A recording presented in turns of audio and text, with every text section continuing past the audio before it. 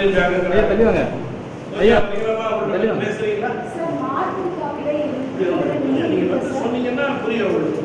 ஏன்னா ஒரு ஓட்டை நான் ஓட்டு போட்டு வந்துருக்காங்க, ஓட்டு கார்டு இருக்குது, ஓட்டு இல்லைங்கிறாங்க. சொல்லுங்க, வாட் இஸ் த ப்ராப்ளம்? கிட்ட போகாதீங்க, இல்லை பின்னாடி எடுங்க.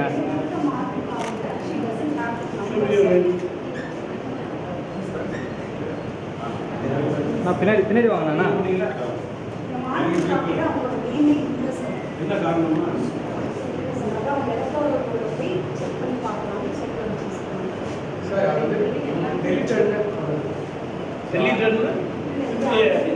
ஓட்டு வந்து ஹஸ்பண்டுக்கு இருக்கு, ஒய்ஃபுக்கு இல்லையே. என்ன காரணம்? கொஞ்சம் செக் பண்ணு தம்பி.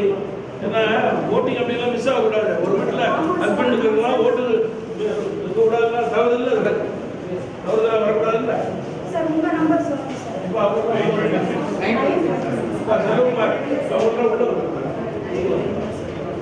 கொஞ்சம் பாருங்கம்மா பாலாஜி.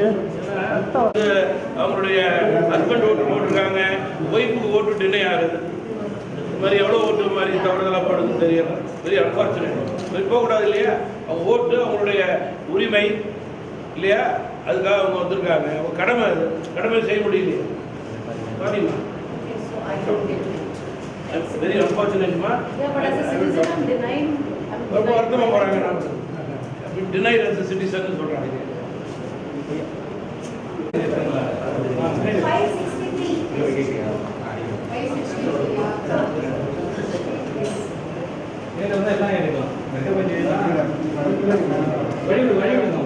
எல்லாம் எப்படி வாங்க. லைவ் போயிட்டு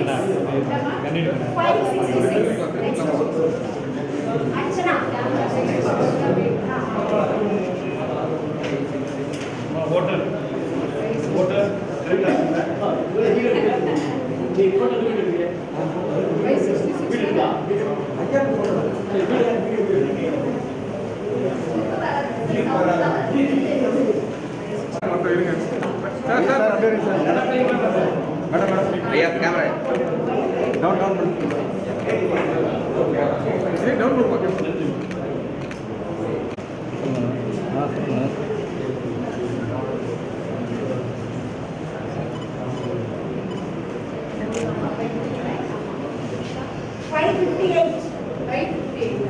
ஐயோ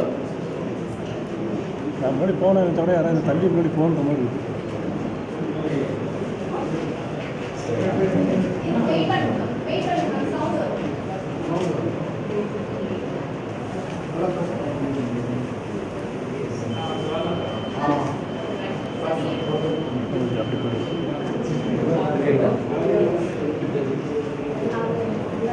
முத்ரா விடு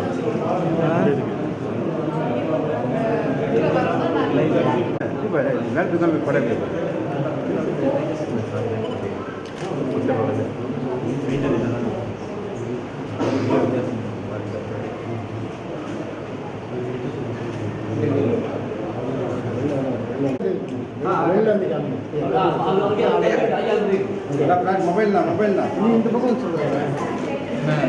ஒரு போட்டோ எடுத்து எல்லாரையும்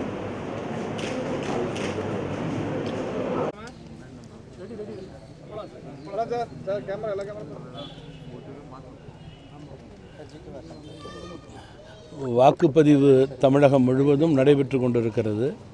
சென்னையிலே காலை 9:15 வரையிலும் 10% தான் வாக்குப்பதிவு நடைபெற்றது. தமிழகம் முழுவதும் 17-18% வாக்குப்பதிவு நடைபெற்றதாக தொலைக்காட்சி தகவல். இதை வாக்காளர்கள் அதிகரிக்க வேண்டும். வெயில் என்று பார்க்காமல் வாக்களிக்க வேண்டும். வாக்களிப்பது ஜனநாயக கடமை. மிக முக்கியமாக நான் ஒன்றை சொல்ல விரும்புகிறேன்.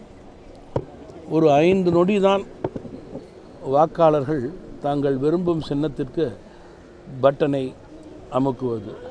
ஆனால் அந்த 5 நொடி உங்களுடைய தொகுதி, பகுதி, நாட்டினுடைய 5 ஆண்டு கால வளர்ச்சி என்பதை நீங்கள் மனதிலே வைத்து கொண்டு நல்ல திட்டங்களுடைய தொடர்ச்சிக்கு நீங்கள் ஆதரவு கொடுக்க வேண்டும்.